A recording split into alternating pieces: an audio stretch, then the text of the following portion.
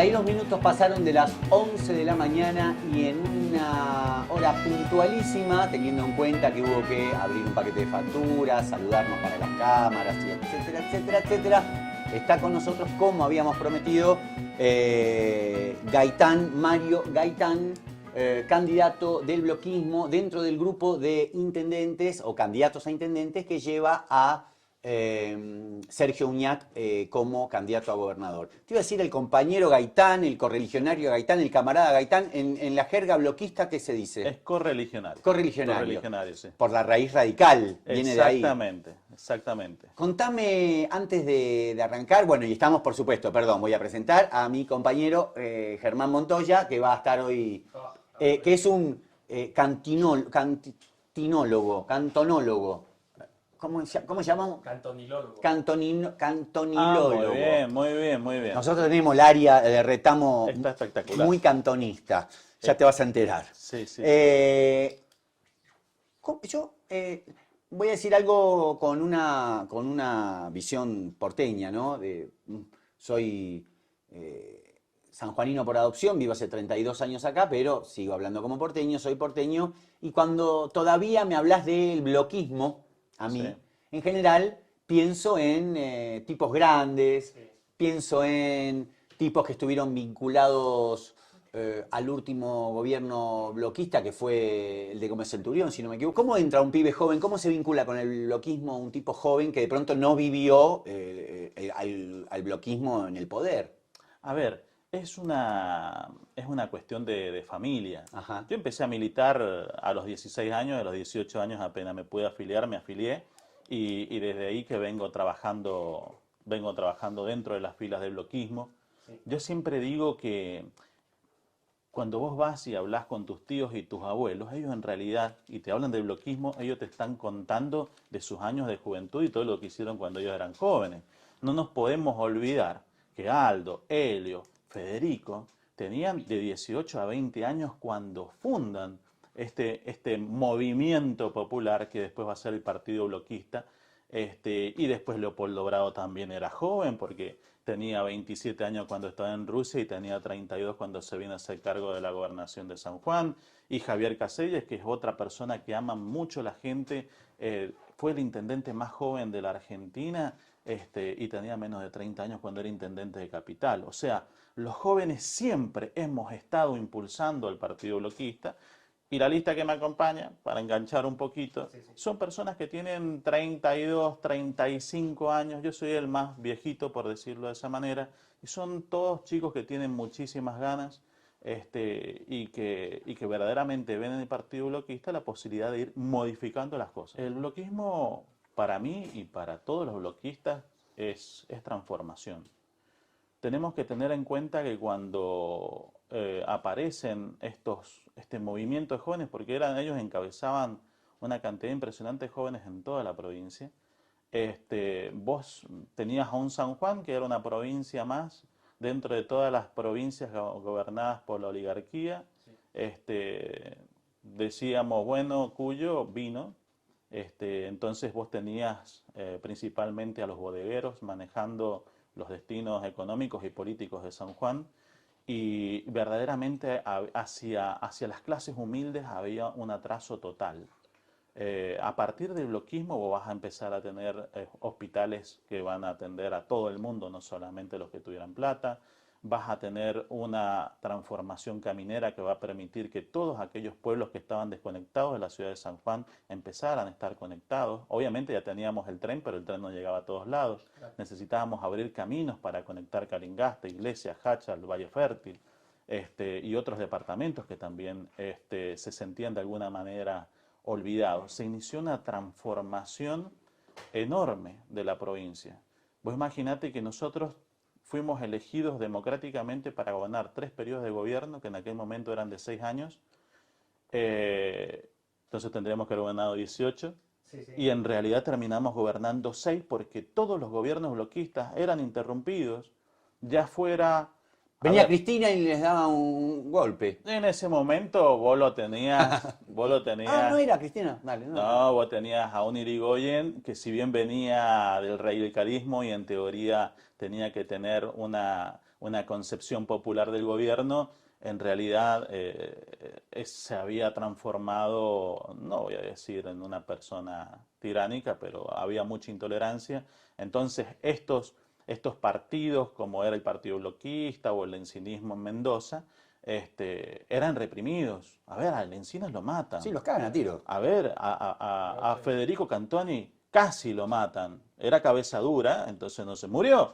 Pero a ver, le dieron un tiro en la cabeza. A ver, le dieron un tiro en la cabeza. A ver, teniendo en cuenta lo que preguntó Germán, porque a nosotros nos interesa realmente, Sí. porque, a ver, nuestros compañeros de la Asociación Civil Retamo, sobre todo algunos, reivindican mucho el tema del cantonismo. De hecho, la Asociación Civil Retamo acaba de digamos, lo hicimos el año pasado, un curso sobre Cantoni, auspiciado por la Universidad Nacional de San Juan, curso que dio el profe Luis Garcés, gran amigo de la radio, que tuvo más de 30 y pico de personas que lo siguieron online, 4 encuentros fantásticos. Y bueno, para los que no saben, el cantonismo nace en una época en donde las personas que estaban ligadas al cantonismo y las ideas que estaban ligadas al cantonismo eran personas vinculadas al Partido Comunista, los anarquistas, los socialistas, los revolucionarios de principio de siglo que entendían las luchas sociales como un faro en sus vidas. Era la época en donde los libertarios eran algo que no son lo que son ahora, que se afanaron esa palabra. Pero pasaron cosas, como dicen, pero pasaron cosas y para mí, cuando vine, por ejemplo, de Buenos Aires, que no tenía ni idea de esta historia, porque está como sepultada, tapada, los bloquistas eran tipos vinculados a la dictadura militar, para mí eran un partido conservador, de hecho, su vinculación en general hacia la nación tenía que ver más con los proyectos vinculados a la derecha que a los de la izquierda o los del peronismo. ¿Qué pasó? O sea, ¿cuál sos vos? Porque hablar de Aldo Cantoni, miembro fundador del Partido Comunista de la Argentina, y de Gualdino Acosta, no es lo mismo. ¿Qué pasó en el medio? A ver, pasaron muchas cosas. Pasaron cosas. Pasaron muchas cosas. A ver, lo que vos marcabas al principio. El bloquismo es contemporáneo a la Revolución Mexicana. El bloquismo es contemporáneo a la Revolución Rusa. Vos tenías, y lo marcás mucho, vos tenías toda una pujanza y una lucha de los sectores sociales más humildes por tratar de ubicarse. No nos olvidemos que estábamos en un proceso de oleadas de inmigración, donde obviamente venía mucha gente de distintos países, especialmente de España, y ahí la mano al anarquismo, ¿no?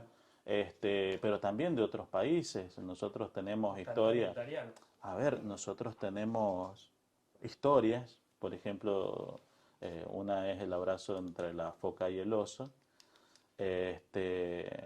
porque habían venido acá, estuvo trabajando en Mariscal Tito antes que fuera Mariscal Tito. Yo lo aprendí visitando la cueva del Sonda y la cava del Sonda. Estuvo acá. ¿Por qué? Porque ellos, la cultura de la ex Yugoslavia tenía que ver mucho con la minería y bueno, y ellos eran picapedreros y aportaron sus cosas así. Entonces, cuando se encuentra ya Federico Cantoni como embajador en todo lo que vendría a ser, digamos, el bloque comunista, por decirlo de alguna manera, se encuentra con el Mariscal Tito, y el Mariscal Tito hablaba perfecto español, ahí entiende todo. Es más, Federico Cantoni lo salva porque lo estaban deportando y la idea no era deportarlo, era deportarlo al más allá.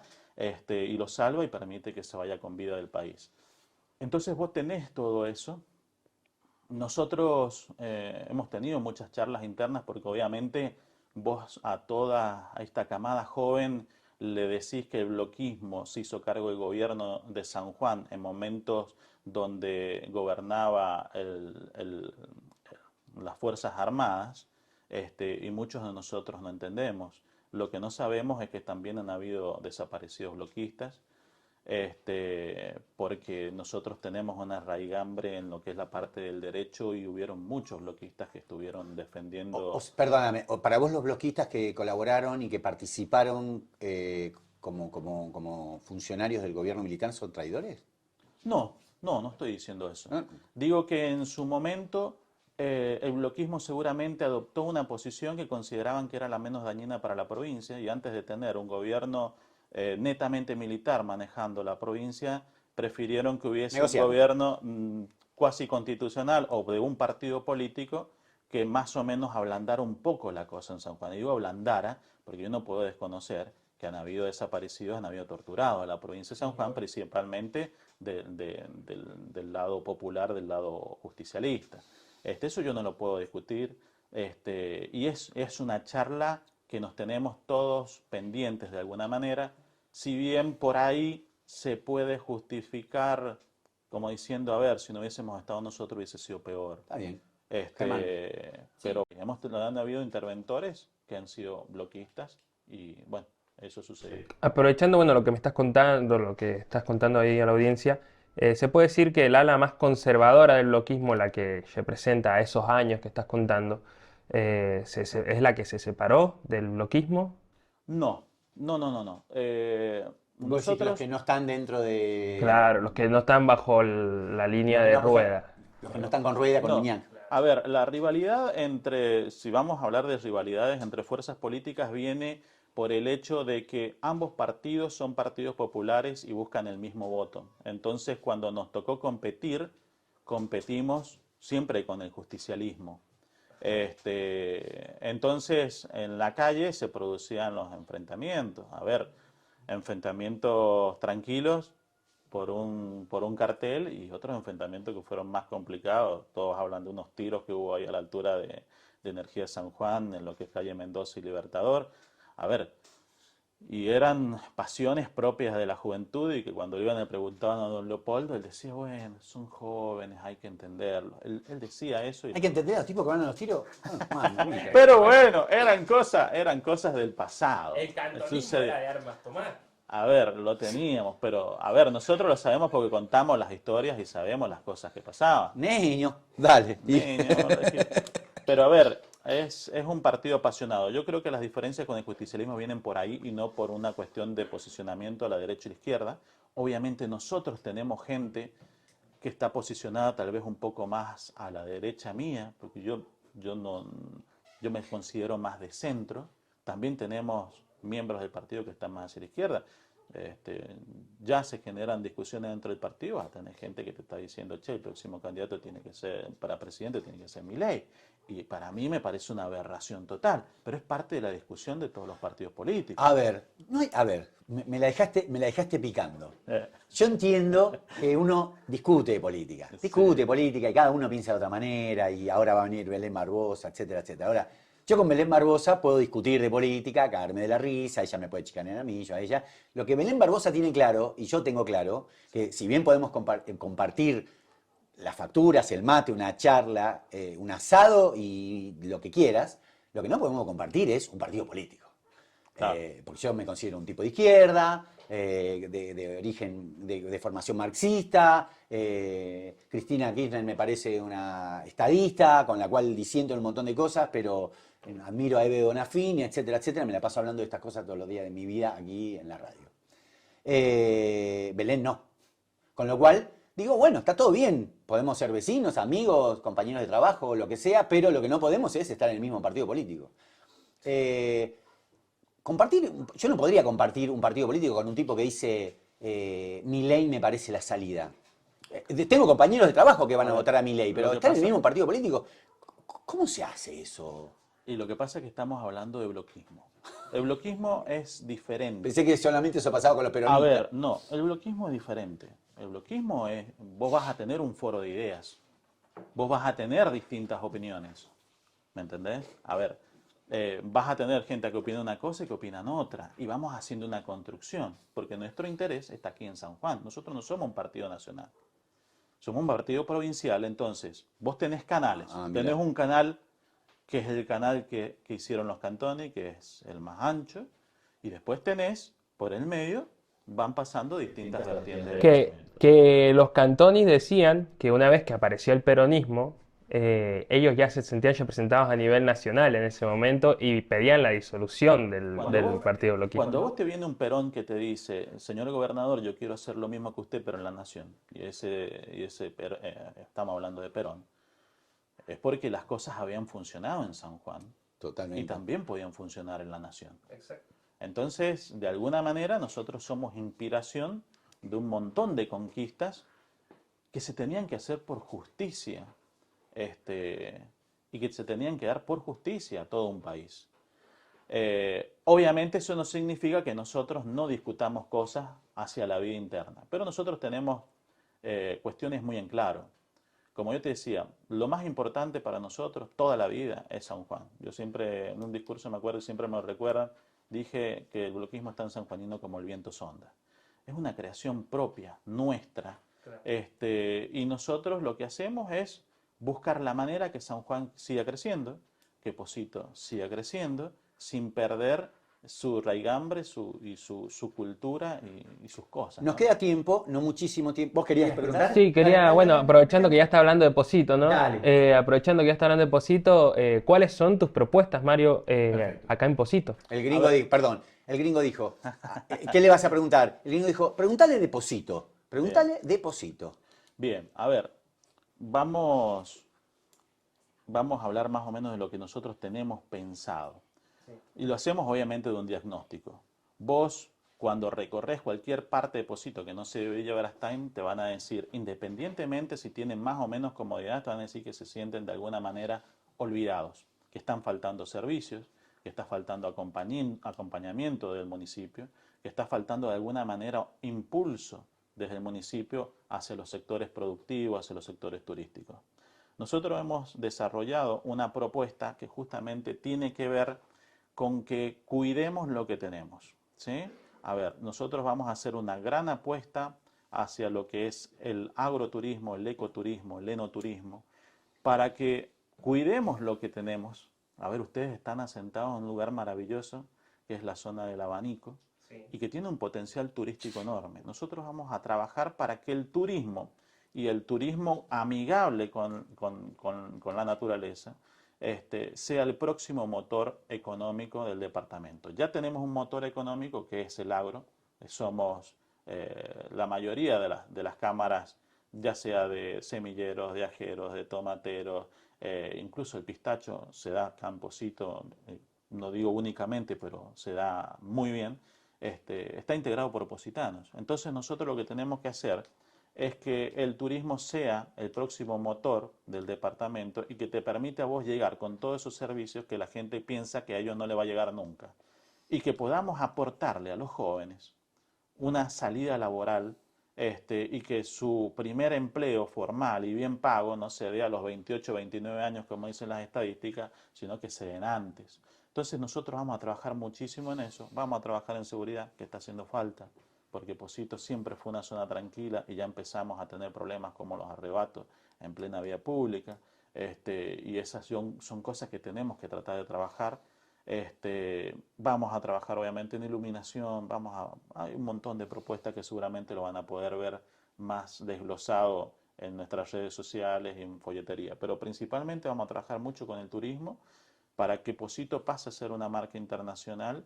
Queremos que esté a la altura de Merlo, tiene posibilidades, Merlo no tiene las mismas riquezas que tiene nuestro departamento, entonces creo que lo podemos superar. Y en bodegas tenemos la misma cantidad de bodegas que tiene Cafayate, con la diferencia que nosotros tenemos un oasis alrededor que es enorme y que tenés muchas cosas para hacer. ¿Quién es tu candidato o candidata a diputada? Mira, en realidad va para hacerte una pregunta. sí. ¿Quién es? Mira, nosotros hemos puesto una candidata suplente porque el titular es del justicialismo. Ah, comparten con los otros. Es la misma lista. Mi candidata es Jennifer Paredes. Jennifer Paredes viene de una familia histórica muy metida con el bloquismo, que es de carpintería. Bien, y ahora vas a ver por qué te preguntaba esto. Uno de los grandes problemas que tiene Pocito, que es uno de los grandes problemas que tiene San Juan, y diríamos la humanidad, pero a nosotros nos preocupa lo que está pasando en San Juan, es la crisis hídrica. Sí. La crisis hídrica es uno de los ejes de los temas que trabaja la lechuza.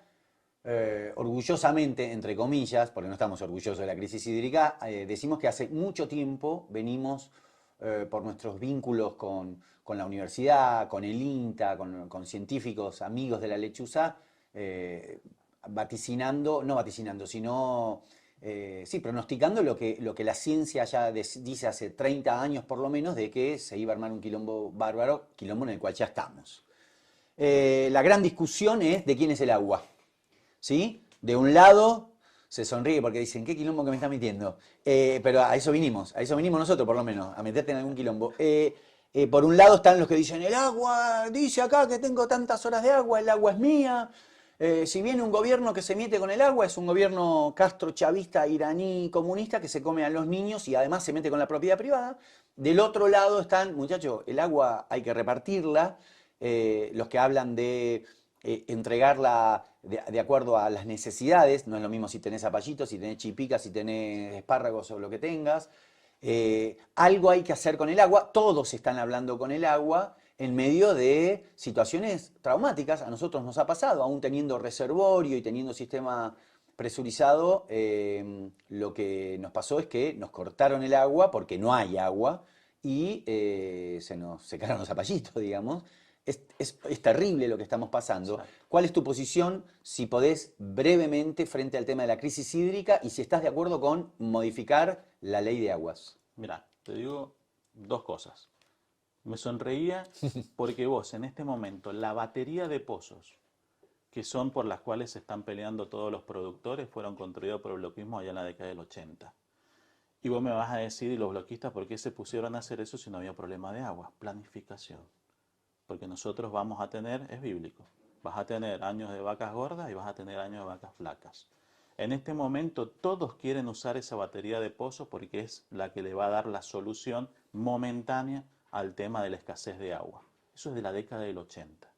¿Qué tenemos que hacer nosotros? Y lo más seguro es que tengamos que trabajar nuevamente avanzando sobre la napa de agua que cada vez se va más abajo. Vos en este momento, si te vas al Cerrillo, te vas a encontrar que el agua que tienen ellos es salada. El agua que está saliendo en el Cerrillo no es buena. Obviamente, ¿por qué? Porque ellos tienen que ir más abajo, están a altura y tienen un cerro al lado que dificulta absolutamente todo. Nosotros, una de las propuestas que tenemos, obviamente, tiene que ver con el área productiva, que es mejorar el tema de los implementos agrícolas que se le prestan a los productores, porque el municipio tiene maquinaria y se le presta por turnos a los productores. Creo que ellos solamente ponen el combustible para poder trabajar. Y lo otro que tenemos que avanzar es en crear una línea de créditos a través de convenios con el CFI y otros organismos nacionales e internacionales para que nuestros productores puedan acceder al riego inteligente.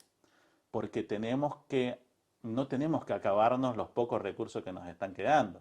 A ver, si lo que nos está quedando es la napa en este momento y la batería de pozos que también se termina si le entramos a dar. Esa batería de pozos que hizo el bloquismo se te van a empezar a agotar. Con el terremoto que tuvimos hace unos años atrás, perdimos muchos pozos urgentes, que le llamamos nosotros, justamente porque al moverse la tierra taparon los pozos. Entonces, vos tenés varios pozos que en este momento no están largando el agua. Claro, que la justo gente necesita. estás hablando de que en los 80 se hicieron la batería de pozos, ¿no?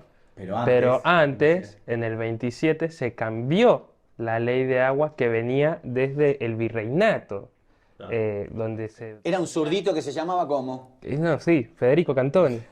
Estamos hablando de los años 20. Claro. Eh, Fue un cambio revolucionario. que bueno, en ese momento aparece el voto femenino, ¿no es cierto? Aparece el cambio de la ley de agua donde se permitía a los productores lo que era hectárea plantada, hectárea con riego. Sí. Sé que Y después después en la dictadura, ¿qué pasa? Se vuelve Vinieron otros bloquistas que no eran tan zurditos. No, vos sabés, no. No, digo Es para que el chicanearte con lo concepto- otro. El concepto es el mismo. Lo que pasa es que yo me fui por otro lado, pero lo que quería completar era que el concepto de esos pozos son pozos públicos, no son privados.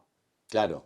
Pozo comunero, lo que se llama un pozo. Es de todo. Es lo que está explicando, digo. Es de todo. O sea, el agua surge y se reparte y sirve para inyectar a las canalizaciones que hay, vos vas a Médano de Oro, vas a ver el agua Sí, sí, hipercristalina porque viene directamente de la napa. Pero el concepto es ese.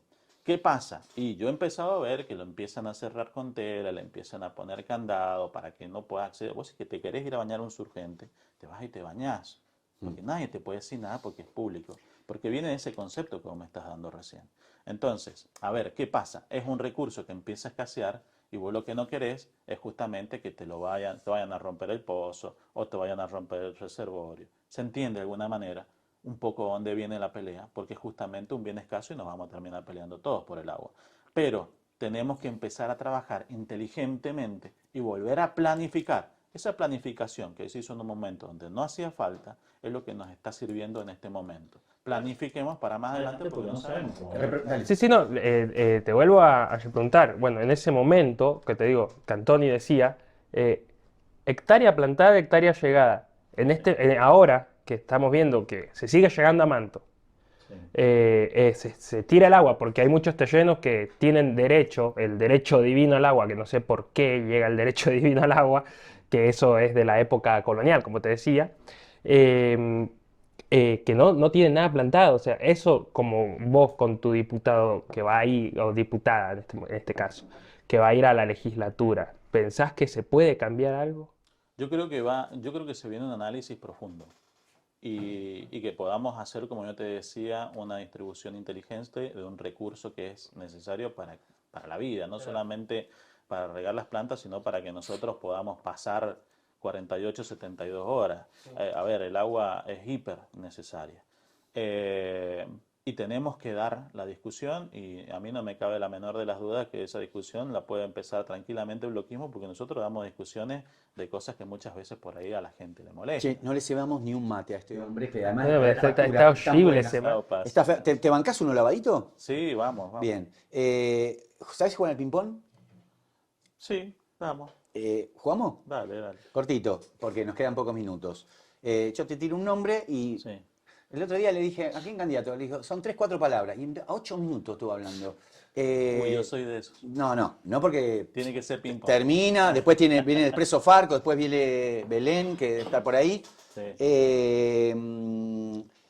Macri, saco. Mauricio Macri, no comparto nada con él. Bien. Cristina, Cristina, lo digo, me empezó a gustar muchísimo la política con ella. Mirá el Qué bloquista Yaro, yo eso iba a decir, qué bloquista Yaro. Está bueno, no, está buenísimo. Uñac, Uñac, un gran gobernador que está haciendo todo lo que puede en un contexto muy difícil. Gioja, Gioja fue buen gobernador, pero me parece que se quedó en los honores y quiere seguir disfrutando esas cosas. matrimonio igualitario, Un gran logro, absolutamente de acuerdo. educación sexual integral, Muy necesario, los chicos tienen que estar bien educados en ese aspecto. interrupción voluntaria del embarazo. Es un derecho, tengo mis diferencias, creo que este país necesita más niños porque es un país enorme y sé que nos miran con ganas de otros lugares del mundo. Necesitamos más Argentina, Planes, pero es un derecho. planes sociales. Planes sociales, empezó muy bien y creo que se distorsionó un montón. Era necesario. Yo te quiero decir por qué. Tengo ganas de preguntarle por qué pensás que se distorsionó. Bueno, dale. ¿Lo explico? A ver, 30 segundos. empezó para hacer un colchón en una crisis que fue malísima para todos y comparto ese concepto del kirchnerismo que era necesario generar un colchón para que futuras crisis no nos afectaran. Pero en este momento veo mucho manoseo de la gente, veo mucha gente que las llevan obligadas a un montón de lugares por plata que están necesitando para vivir. Me molesta mucho ese manoseo y creo que tenemos que volver un poquito al pasado de que nos ganemos las cosas. Eso sí. Perfecto. Ahora, ha hecho el tiempo del ¿Ping-pong? ping-pong. Me quedó una pelotita. Pero a mí también. Ah. Yo quería tirarle una. Tire. Organizaciones sociales.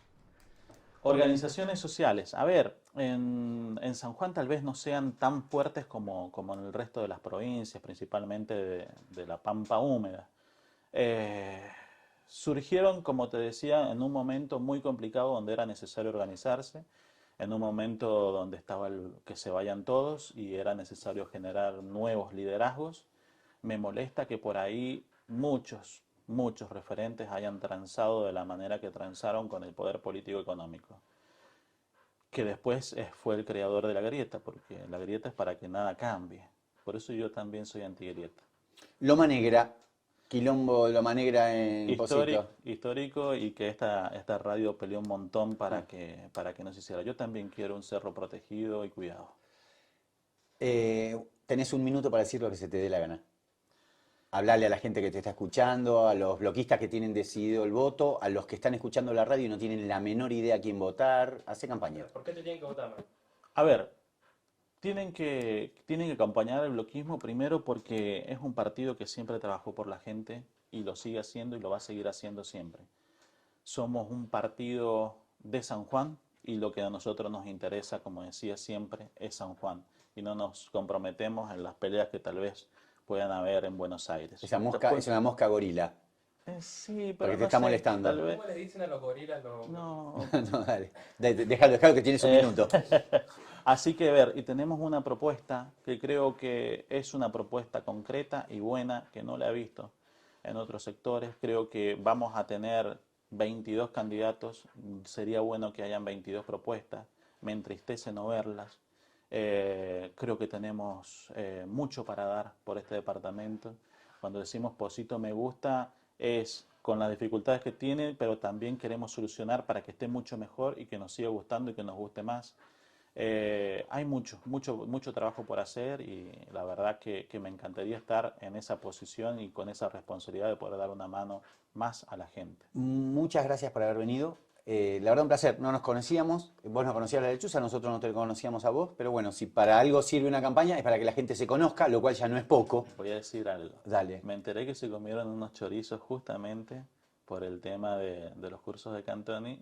Ah, y dijiste, y no invitamos a los bloquistas. Y yo digo, yo soy el presidente del bloquismo en Pocito. Tenés Nadie me razón, dijo loco. nada. Es Así más, que se pueden boludo, redimir. le hubiésemos hecho venir y el chabón se pagaba los chorizos, nos ahorramos los chorizos. Imagínate. Pasa que era cantonista, yo pensaba que era de la línea de Bravo. Ahora se tienen que redimir y yo no pago nada. Está muy bien. Te agradecemos, la verdad. Fuiste muy gentil. Para nosotros es importante, y voy a decir algo que decimos habitualmente con estas entrevistas. La idea es, en un clima distendido, poder hablar de política, en definitiva es de lo que hablamos, y no de algunas cuestiones que banalizan la política. No te hemos hecho las profundas preguntas que hacen un grupo importante de periodistas, mujeres y hombres de la provincia que estudian periodismo, no sé, hacen, qué sé, le preguntan a los candidatos si les gusta la suprema de pollo o el chorizo colorado, y la verdad que no nos interesa si te gusta la suprema de pollo o el chorizo colorado, sí nos interesa hablar de política. Lo hiciste, no esquivó el bulto, y además trajo unas facturas buenísimas. Y escúchame, dentro de un rato vienen las de Belén Barbosa. No sé qué vamos a hacer con tantas facturas. Tenemos para el mate de hoy y para el desayuno de mañana. Gasolina. Gracias, loco, muy amable. No, muchas gracias a ustedes y bueno, ya saben, para cuando quieran, otra vez.